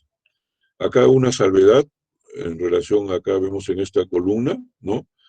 Si bien dijimos que solamente el manejo subcutáneo es con la cetoacidosis leve, ¿no? Últimamente, con esta epidemia del COVID-19, ¿no?, también se puede manejar, ¿no?, de manera fuera de cuidados intensivos, en una unidad de emergencia y con manejo subcutáneo, aquellos pacientes que tienen COVID con cetoacidosis leve o incluso con cetoacidosis moderada, ¿no?, que debería ser, pues, por unidad de cuidados intensivos y por vía endovenosa continua de insulina. Acá no. Si el paciente tiene COVID y tiene una cetoacidosis moderada, se le puede manejar con infusión subcutánea de insulina y en una unidad de cuidados que no sea cuidados intensivos. ¿Esto con qué fin lo han hecho? Los protocolos, porque son diferentes protocolos, ¿no?, protocolos de manejo. ¿Con qué fin lo han hecho? Con el fin de proteger la integridad de los pacientes, del personal médico, ¿no?, tanto de la enfermera como de los médicos que manejan este tipo de emergencias, ¿no? Menos contacto con el paciente, ¿no?, en relación a la toma de glucosas y a las aplicaciones de insulina, ¿no?, no tan intensivas. Esa sería la razón por la que el paciente con COVID y cetoacidosis moderada puede ser manejado, ¿no?, de manera muy, muy especial con con infusión subcutánea de insulina. Una cosa importante cuando uno utiliza la insulina en la bomba de infusión, es bueno, entre comillas, purgar el equipo de infusión, ¿no?, soltar un poquito de líquido, ¿no?, para que se suelte un poquito y no se pegue la insulina al plástico del catéter, ¿no?, para que no haya ningún problema en la cantidad que se está dando. Se llama purgar el equipo de infusión. ¿Y qué pasa con el bicarbonato, ¿no? El bicarbonato en este tipo de emergencias, sobre todo en la cetoacidosis diabética, en el hipermolar no ocurre eso, en la cetoacidosis sobre todo, rara vez hay que utilizarlo, ¿no? ¿Por qué? Porque puede condicionar más riesgos que beneficios. ¿Y cuáles son sus riesgos? Puede producir más hipocalemia, la alcalosis metabólica puede ser remitente, la cetosis puede retardarse, al igual que la osmolaridad, ¿no? Y cuando se utiliza bicarbonato inadecuadamente, en los niños sobre todo, con cetoacidosis, puede haber un riesgo de edema cerebral. Solamente se debe reponer reponer el bicarbonato cuando el pH, ¿no?, sea menor de 6.9 miliequivalentes, más alguna de las siguientes características. Solo por este motivo se debe reponer bicarbonato. pH menor de 6.9 y que el paciente pueda estar en shock cardiogénico, que tenga falla respiratoria o tenga una lesión renal aguda. Solo en esta circunstancia uno puede utilizar el bicarbonato. Acá tenemos bicarbonato, ¿no? pH mayor de 7, no dar bicarbonato. pH entre 6.9 y 7, no dar bicarbonato, ¿no? Solamente se da en esta situación, ¿no? Cuando el pH está menor de 6.9 miliequivalentes. Ya se da bicarbonato, ampollas de bicarbonato al paciente. Igual sucede con el fosfato, ¿no? También hay una deficiencia de fosfato cuando tienen cetoacidosis diabética, pero como dice acá, no hay estudios prospectivos que hayan demostrado que su reemplazo mejore los resultados. Muchas de las guías de las que nos hemos basado y hemos utilizado el día de hoy para dictar esta clase, no recomiendan hacer reemplazo de fosfato en forma rutinaria. Solamente se debe dar fosfato en estas circunstancias. Cuando haya disfunción cardíaca, cuando hay una gran anemia, haya depresión respiratoria, o el fosfato, la fosfatemia sea menor de 1 miligramo por decilitro, que raramente se presenta, ¿no? Pero en conclusión, ¿no? Para no confundir, ¿no? No debe utilizarse el fosfato de manera rutinaria. Igual sucede con el magnesio, ¿no? Tampoco debe utilizarse de manera rutinaria. Luego ya de manejado al paciente con la hidratación, la reposición de potasio, ¿no? El uso de la insulina adecuada, haber llegado a los valores de 250, haber cambiado al paciente de líquidos parenterales combinados con dextrosa al 5% y cloruro de sodio, ya se ve si hemos llegado a los criterios de resolución de urgencias hiperglicémicas, ¿no? Si ya estamos en el estadio resolutivo de la emergencia, ¿no? Se llaman los criterios de resolución. Entonces, ¿cuáles son los criterios de resolución para decir que nosotros ya estamos revirtiendo la emergencia? En la cetoacidosis diabética se llama criterios de resolución cuando la glucosa es menor, ya esté menor de 250 miligramos por decilitro, cuando el pH venoso acá hay un error, sea mayor de 7.3, cuando el anion gap sea menor de 12 miliequivalentes por litro y el bicarbonato sea mayor de 18 milimoles. Solo así ya podemos decir nosotros que estamos ante un criterio de resolución en un cuadro que estamos manejando de cetoacidosis diabética. El mejor criterio para determinar que estamos yendo bien, no es la determinación de glucosa ni del pH venoso, es la determinación de la brecha aniónica, ¿no? Estos son los criterios de resolución. En el hipermolar hiperglicémico también tiene sus criterios de resolución. Cuando estamos hablando que ya estamos resolviendo el problema, cuando hay una osmolaridad efectiva menor de 310 milomoles por kilo, la glucosa es menor de 250 miligramos por decilitro, ¿no? Y está resuelto el compromiso mental y neurológico del paciente. Tener presente que para dar estos criterios de resolución de urgencias hiperglicémicas, el paciente ya debe estar, ¿no?, consumiendo alimentos por vía oral. Ahora, otra cosa importante, ¿cómo se inicia la transición a insulina subcutánea? Logrado estos criterios de resolución, ¿no? Logrado estos criterios de resolución, se inicia un esquema de insulina subcutánea, pero el esquema de insulina subcutánea se inicia antes de suspender la insulina endovenosa. ¿Con qué fin? De evitar el riesgo de hiperglicemia de rebote y que pueda aparecer nuevamente cetonemia o acidosis metabólica. Esto es muy importante, ¿no? Nunca suspender la insulina ¿no?, endovenosa continua, antes de iniciar la subcutánea. Entonces, iniciamos insulina basal subcutánea de 2 a 4 horas antes de la suspensión de insulina endovenosa. 2 a 4 horas antes.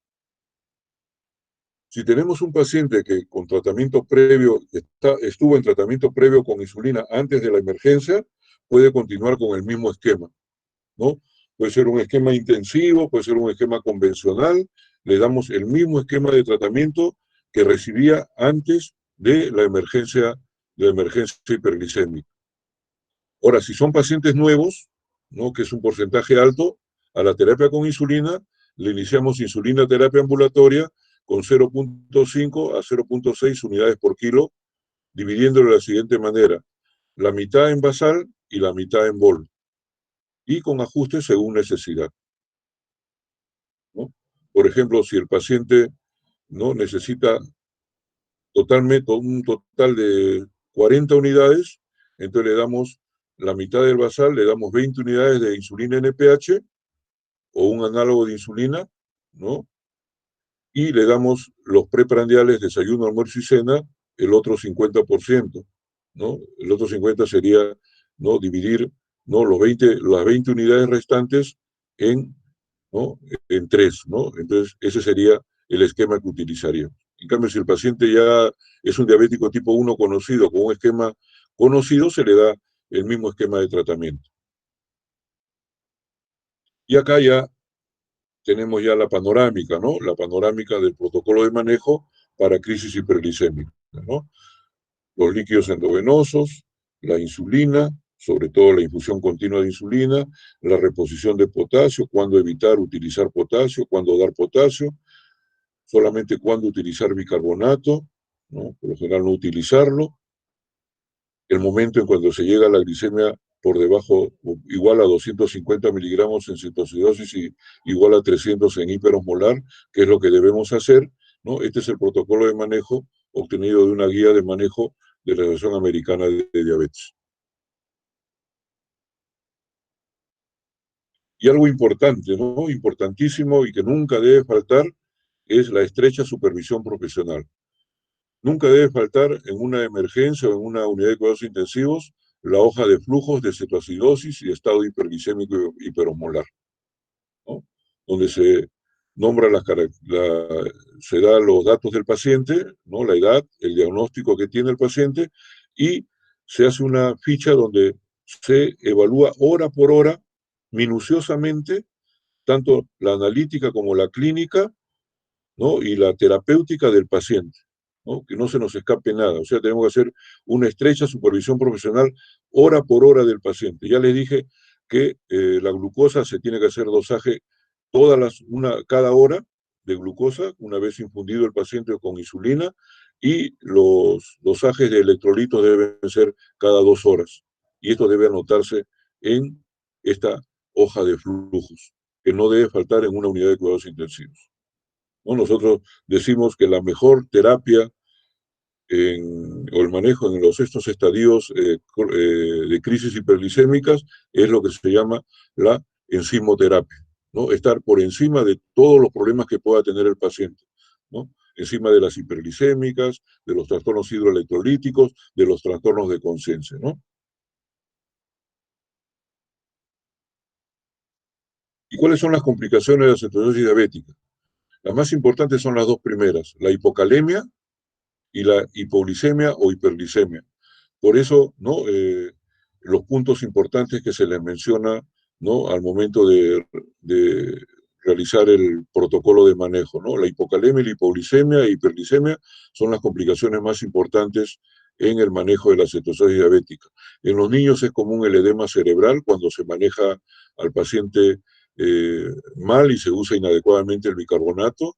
El edema pulmonar no cardiogénico, aquellos pacientes, ¿no?, ancianos o pacientes cardiópatas o con problemas respiratorios que pueden ser encharcados por el uso inadecuado, por una hidratación inadecuada.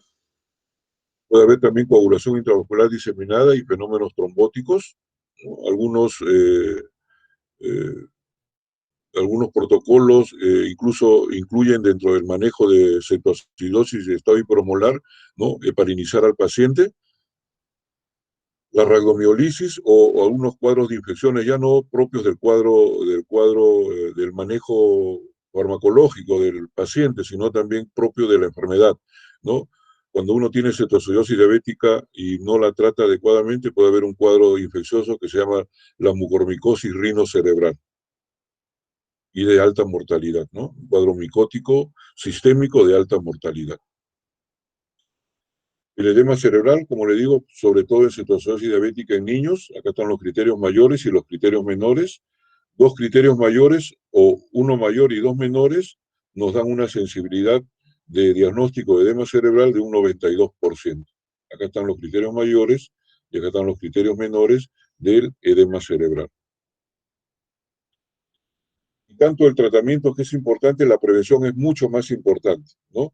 Y en el aspecto preventivo, para evitar, ¿no?, recurrencias repetitivas de los pacientes que debutan con diabetes mellitus o que tienen ya la diabetes mellitus, sobre todo los niños y adolescentes, nosotros debemos basarnos en esto, que se lo leo literalmente.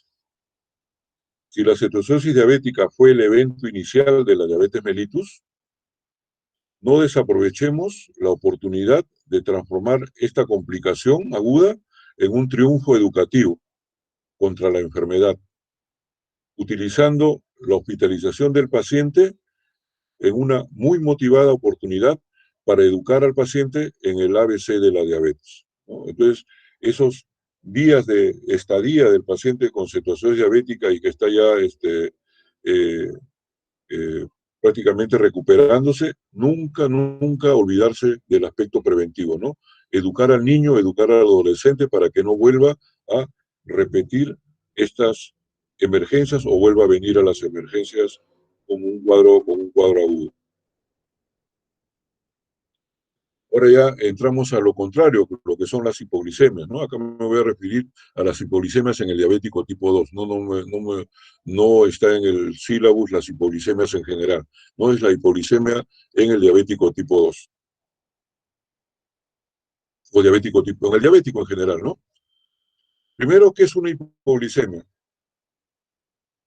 El Diabetes Care del 2013 definía la hipoglicemia de la siguiente manera, ¿no? La hipoglicemia se define como cualquier episodio de concentración plasmática de glucosa anormalmente baja, teniendo o no teniendo síntomas, en el que el individuo se pone un daño, ¿no? No da valores, ¿no? Pero actualmente se considera que una persona tiene una hipoglicemia cuando su nivel de azúcar en sangre es menor de 70 miligramos por decilitro. Menor de 70 miligramos por decilitro. Antes se definía por debajo de 54 miligramos por decilitro. Ese era el concepto, debajo de 50 a 54.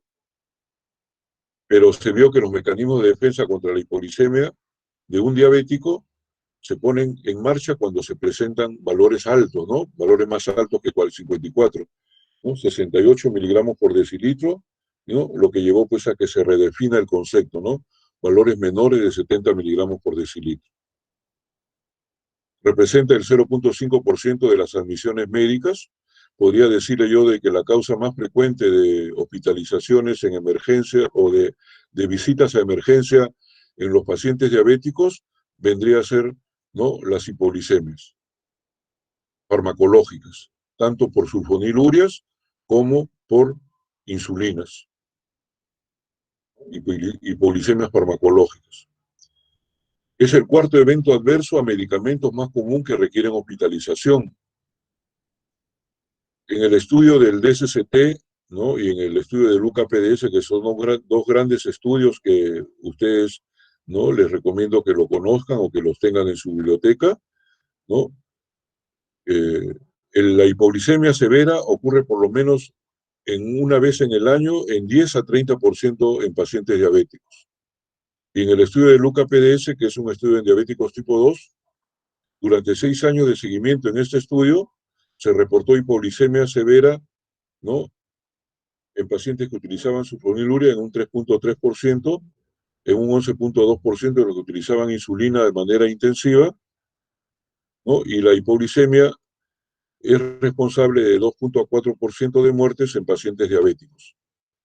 Este estudio de DSCT y UKPDS, ¿no? Era un estudio, este es en el diabético tipo 1, el DSCT, y el UKPDS en el diabético tipo 2, ¿no? Hacían una comparación entre el manejo intensivo con el manejo convencional de insulina, para ver si con el manejo intensivo, ¿no? Las complicaciones microvasculares eran mucho menos frecuentes o no se presentaban, ¿no? Pero el manejo intensivo, que era aplicar varias inyecciones de insulina, conllevaba pues también pues a cuadros de hipoglicemia, ¿no? 10 a 30% en pacientes con manejo intensivo de insulina, ¿no? Y el UKPDS, que es un estudio que se extrapoló en los diabéticos tipo 2, también presentaban en el estudio, ¿no? valores significativos de hipoglicemia. Y otros estudios más también, ¿no? Por ejemplo, estos estudios que también evaluaban el manejo intensivo, si era adecuado en los pacientes diabéticos, ¿no? El ADVANCE, el ACOR y el VAT, ¿no? El estudio de veteranos, también se vio que la tasa de hipoglicemia graves oscilaba entre 0.7 y 12 por 100 pacientes años. O sea, no siempre el manejo intensivo con insulina o con medicamentos orales llevaba a que el paciente haga cuadros de hipoglicemia, ¿no? Y estas hipoglicemias graves, ¿no? Hacían de que este tipo de estudios, prácticamente algunos se dejaran de llevar y se culminaran por estos riesgos de hipoglicemia que se presentaban en los pacientes. Estos estudios son estudios muy importantes conocidos por nosotros los endocrinólogos, ¿no? El DSCT, el UKPDS, que les mencioné, y estos estudios que están acá, ¿no? Son estudios clásicos en el manejo de la diabetes mellitus. ¿Cómo reconocemos la hipoglicemia? ¿No? Entonces, la hipoglicemia se reconoce mediante dos manifestaciones, ¿no? Dos tipos de manifestaciones adrenérgicas y manifestaciones neuroglucopénicas. Lo primero que aparecen son las manifestaciones de tipo adrenérgico, ¿no? ¿Cuáles son estos síntomas adrenérgicos? El paciente debuta o inicia el cuadro de hipoglicemia, ¿no? Como una manera de aviso, con palidez, sudoración fría, irritabilidad, dolor tipo hambre en la boca del estómago, temblor distal fino, así parecido al hipertiroidismo, ¿no?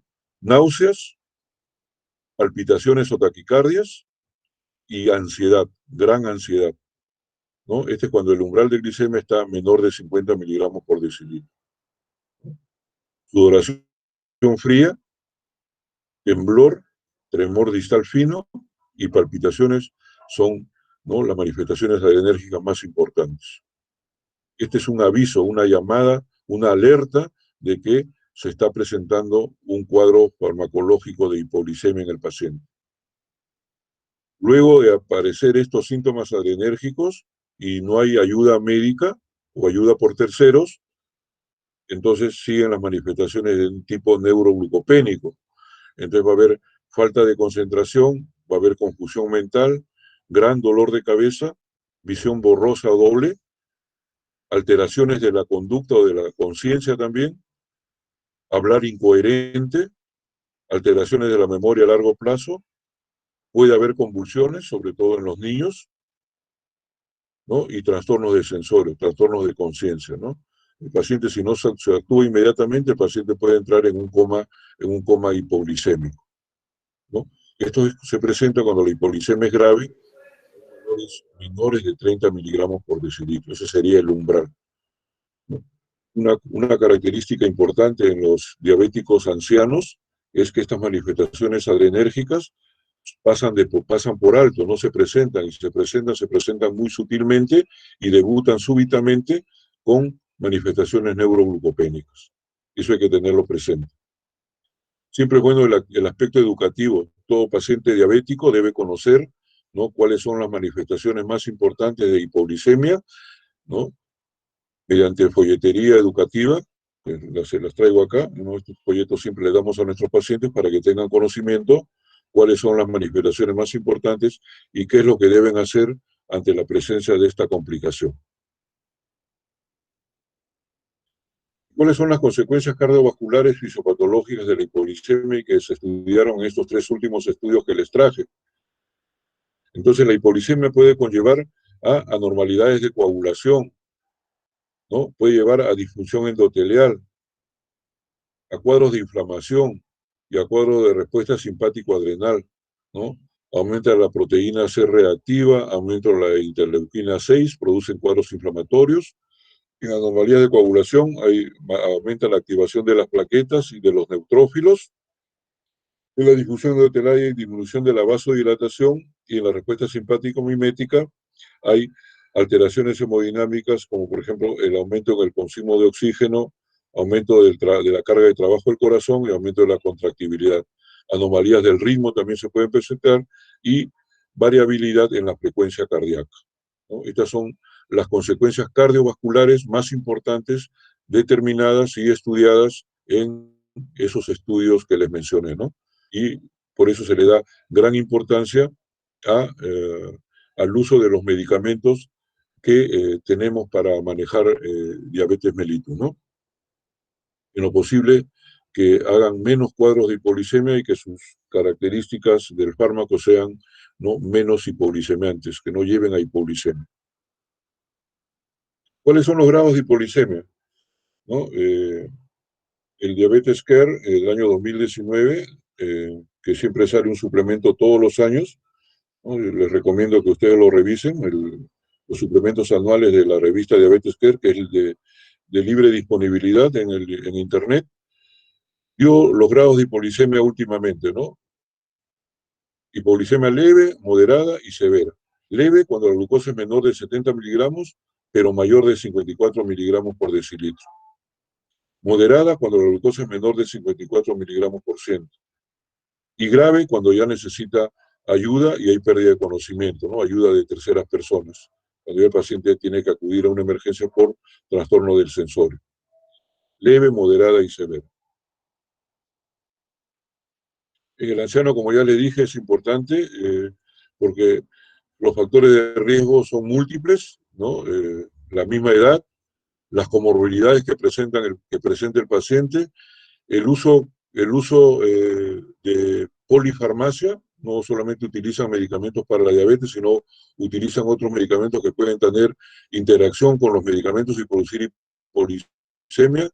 Todo paciente anciano puede tener daño renal o hepático por la misma edad del paciente. Pacientes con mayor edad pueden tener deterioro cognitivo, que hace que sea un factor de riesgo importante para que presenten hipoglicemia. La malnutrición en el paciente por el estado de alimentación que tienen. Historias recientes de hipoglicemia. Pacientes que pueden hacer ayuno por cualquier causa.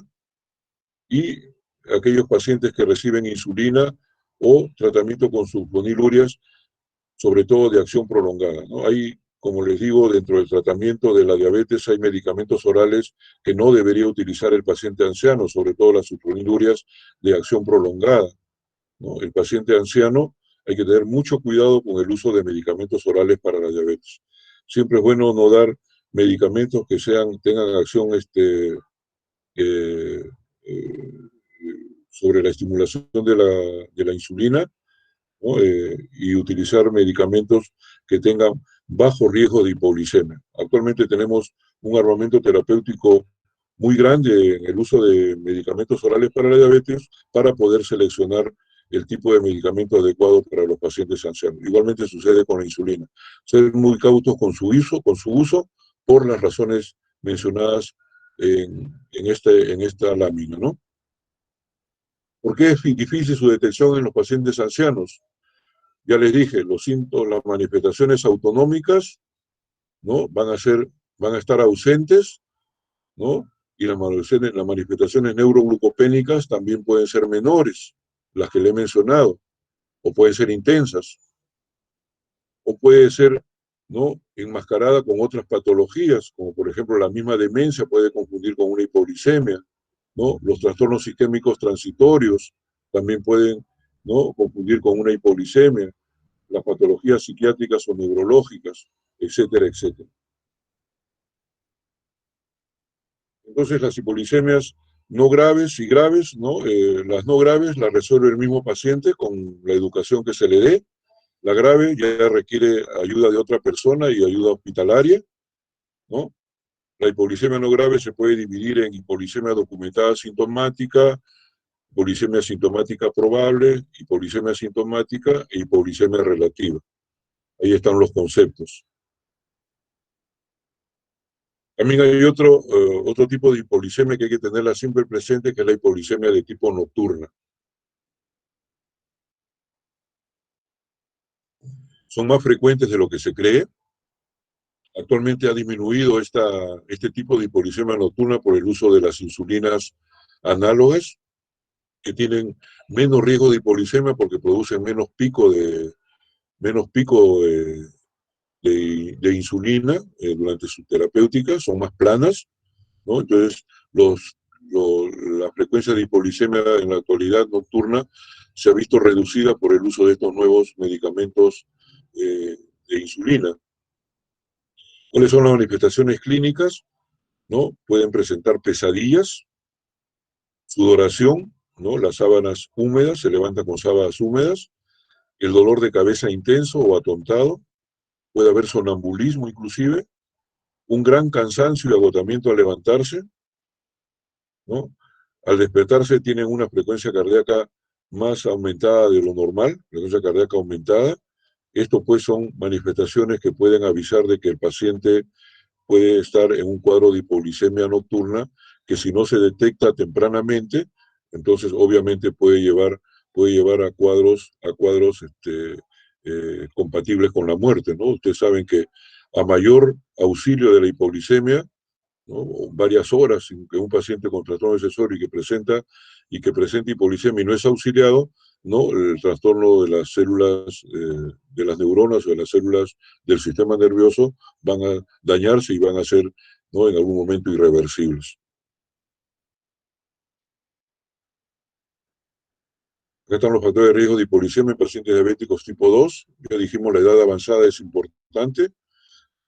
La desnutrición, la gastroparesia diabética, que no hay una buena absorción o absorción rápida de medicamentos orales, el consumo inadecuado de alimentos, o sea, la obviación de los alimentos, se aplican insulina pero no consumen alimentos, toman hipoglicemiantes orales pero no consumen alimentos, eso conlleva a hipoglicemia en los pacientes, ¿no? El vivir solo o residencia de pacientes ancianos en hogares geriátricos también, monitorización inadecuada de la glucosa, no tienen aparatos adecuados como para monitorizar su glucosa. Acá podríamos decir, ¿no? La ignorancia por parte del paciente en relación a las manifestaciones clínicas, una mala educación diabetológica, ¿no? El que uno no lo eduque al paciente con las manifestaciones clínicas que se presentan cuando se tiene una hipoglicemia y lo que se debe hacer al tener la hipoglicemia es un factor de riesgo también importante. La comorbilidad cardiovascular y ataque cerebrovascular previo, ¿no? El uso de interacción medicamentosa, la polimedicación. Le doy un ejemplo, por ejemplo, el utilizar sulfonilurias con un medicamento para las infecciones que son las sulfas, por ejemplo, el Bactrim. Eso pueden interactuar y pueden producir, ¿no? Consumirlos conjuntamente puede producir una baja de glucosa brusca y llevar al paciente a una hipoglicemia severa. El hacer ejercicio y actividad física incrementada y no consumir adecuadamente los alimentos durante esta actividad incrementada puede conllevar también a una hipoglicemia. Esos son los factores de riesgo generales.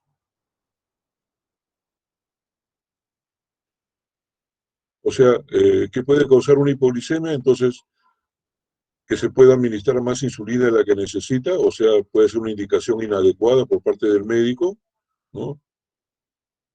Que la técnica de aplicación de insulina sea inadecuada. Ya ustedes saben que la técnica de aplicación de insulina es por vía subcutánea. El paciente por una mala técnica se puede aplicar intramuscular y la absorción puede ser mayor y hacer una hipoglicemia aguda. Que se inyecte insulina en una zona del cuerpo que va a tener gran actividad física. Por ejemplo, si el paciente es un paciente que constantemente hace abdominales todos los días, entonces es preferible evitar aplicar la insulina en la zona abdominal, sino aplicarla en otras zonas, puede ser el brazo, el muslo o la nalga. Que se aumente la dosis de hipoglicemiantes orales, sobre todo las sulfonilurias, ¿no? o que se les administre de manera incorrecta, ¿no? Que se le indique a una hora inadecuada. Por ejemplo, las sulfonilurias se deben aplicar antes de los alimentos, 30 minutos antes, 20 minutos antes. Si uno no le da esas indicaciones y le dice que se aplica a cualquier hora, ¿no? Nocturna o a cualquier hora del día, sin unas buenas recomendaciones en la toma del medicamento, puede conllevar a una hipoglicemia, ¿no? Por la relación alimento-medicamento que está realizando el paciente. Que ingiera pocos hidratos de carbono o haga obviación de alimentos o que retrase las comidas. El alcohol, ¿no? También puede conllevar a hipoglicemia si se consume tanto insulina como medicamentos orales, o que esté aumentando, disminuyendo de peso y el médico no reajuste su dosis, ¿no? Póngase que un paciente ya está mejorando, empezó con glucosas altas, pero ya con el uso de insulina va mejorando paulatinamente y el médico no le reajusta la dosis, le sigue dando la dosis de insulina o de medicamentos orales a misma dosis a como se inició, entonces puede presentar una hipoglicemia. ¿Y cómo tratamos la hipoglicemia? La leve es fácil, ¿no? Se utiliza la regla de los 15. Primero, ante los primeros síntomas de bajón de glucosa, así lo conocen los pacientes, bajón de azúcar, administramos 15 gramos de glucosa, o su equivalente, que le vamos a mencionar posteriormente. Reevaluamos la glicemia capilar con el glucómetro en 15 minutos.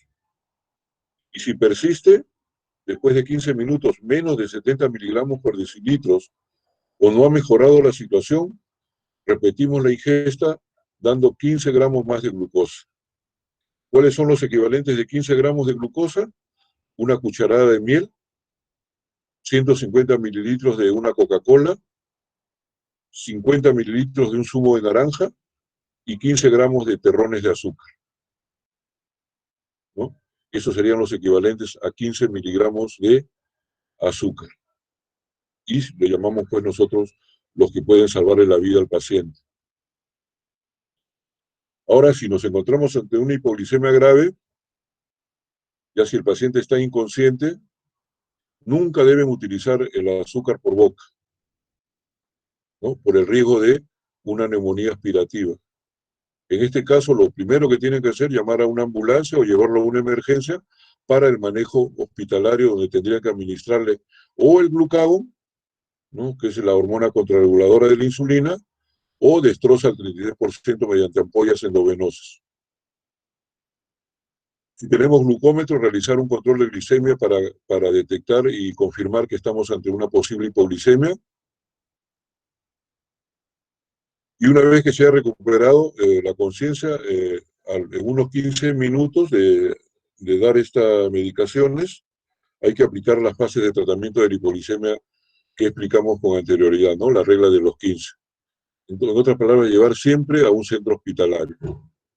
Otra recomendación también importante, si el paciente está ya inconsciente, nunca, como le digo, dar azúcar ya por líquida o darle algún caramelo o alguna cosita que pueda, ¿no?, interferir con la respiración, ¿no?, y producirle una neumonía aspirativa. Una recomendación así casera es de que si ustedes tienen, por ejemplo, miel de abeja, agarran con el pulpejo de sus dedos un puñado de miel de abeja y si el paciente ya está inconsciente, mientras esperan la ambulancia, ustedes le van friccionando la miel en las encías y en el paladar del paciente, ¿no? Le frotan esa miel y esperan que se absorba para que se produzca una hipoglicemia muy severa y pueda llegar a un cuadro, menos intenso de hipoglicemia a la emergencia, ¿no? Entonces, acá tenemos el glucagón, que no lo tenemos en nuestro medio, no lo tenemos acá en el mercado. Lo que utilizamos son, ¿no?, la destroza al 33%. En la práctica, ustedes seguramente en algún momento van a llegar a tener un paciente en emergencia con un cuadro de trastorno de sensorio por hipoglicemia medicamentosa, ¿no? Si es una sulfoniluria o una insulina, el manejo va a ser el mismo, ¿no? Se le coloca promedio 3 frasquitos de destroza al 33% por vía endovenosa lenta, poquito a poquito, y ustedes se van a dar cuenta que el paciente inmediatamente recupera la conciencia, inmediatamente, en segundos, van aplicándole y el paciente va recuperando la conciencia, ¿no?, de una manera ¿no? Se podría decir entre comillas mágica. Y es una de las grandes satisfacciones que tiene el médico cuando maneja a un paciente con hipoglicemia, ¿no? Prácticamente, ¿no? Se siente bien, se siente satisfecho de salvar una vida, ¿no? Aplicándole estas ampollas de destroza al 33%.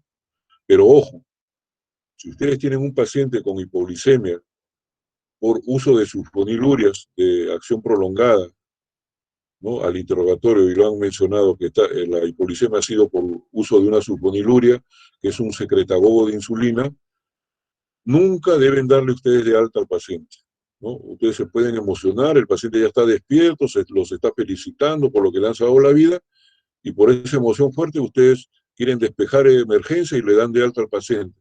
No, nunca lo hagan.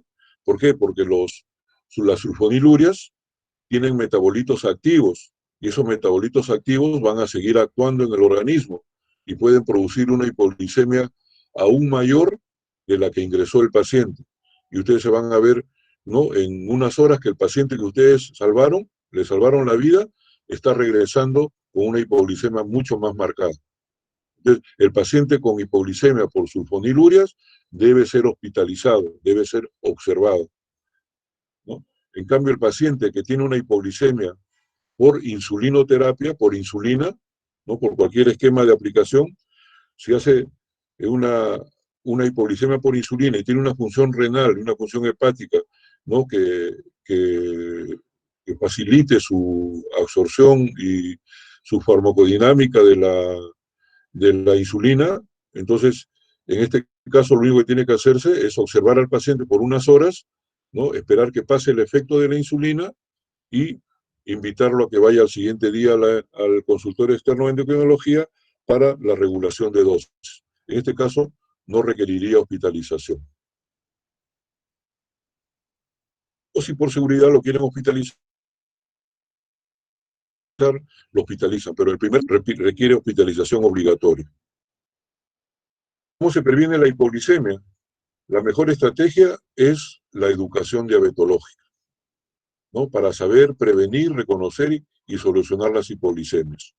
Y nosotros les enseñamos a nuestros pacientes cuáles son los síntomas y signos de la hipoglicemia, qué debe hacer ante una situación de hipoglicemia leve a moderada, ustedes tenganlo por presente que se van a ver muy pocos casos de hipoglicemia en las emergencias.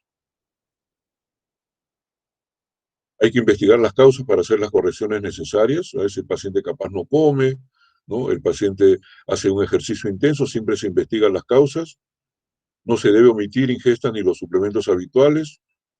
No evitar la ingesta excesiva de alcohol.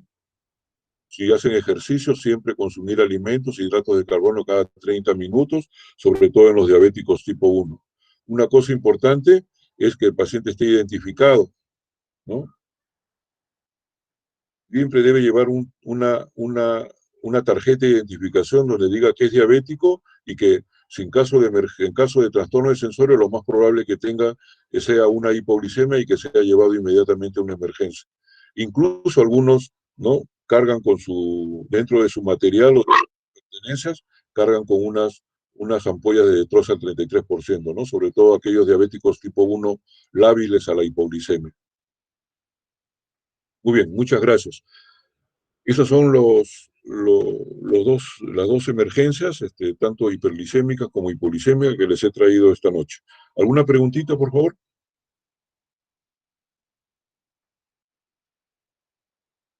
¿Alguna pregunta?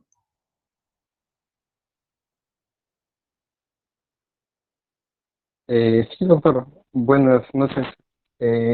Usted dijo que en la crisis eh, de, de los diabéticos y también podría dar leucocitosis con desviación a la izquierda. Mi pregunta era, Sí, ¿cómo entonces podemos diferenciarla de un estado infeccioso? claro. Por ejemplo, si tenemos en este caso una leucocitosis con un 10% de desviación a la izquierda, que es lo característico de la cetosis diabética, y si tú estás dando un tratamiento adecuado, ¿no? Estás dando una hidratación adecuada, una insulinización adecuada, y tú ves que la leucocitosis no mejora, ahí tú tienes que pensar por juicio clínico de que esa leucocitosis no es consecuencia de la cetosis diabética, sino es consecuencia probablemente de un cuadro infeccioso agregado, ¿no? En este caso en las también te ayudas también con algunos exámenes auxiliares, ¿no? Haces el dosaje de lipasas pancreáticas. Si tú estás haciendo un manejo adecuado, las lipasas van a disminuir, ¿no? Y el dolor abdominal también va a disminuir, la hipersensibilidad va a disminuir, el hilo paralítico va a regresionar. Pero si estamos ante un cuadro así infeccioso como una pancreatitis aguda, no, esto no va a haber mejoría. Entonces ya tú tienes que pensar inmediatamente de que el paciente podría tener el cuadro agudo, pero también tiene un cuadro infeccioso agregado, ¿no? Juicio Gracias, clínico, alumno. doctor. Ya. Juicio clínico. Y la última pregunta es, el manejo que usted dio de primero la administrarle suero, de después ver el potasio y al final la insulina, es tanto para la cetoacidosis diabética como también para el estado hiperosmolar. Para ambos es el Para mismo ambos, manejo. para ambos. Siempre ustedes tienen que reponer líquidos, ¿no? Las primeras 2 horas. Hacen su dosaje de potasio, ¿no? Ven cómo está el potasio y ahí recién aplican insulinoterapia, ¿no? Aplican su insulina cristalina. Nunca apliquen insulina en un principio. Nunca apliquen insulina en un principio. Siempre lo primero que tienen que hacer es hidratar al paciente. Y como ustedes han visto, la misma hidratación reduce los valores de glicemia. Pero tampoco les estoy diciendo que solo hidratando al paciente la glucosa va a disminuir. No, la insulina es indispensable, ¿no? Pero en su momento.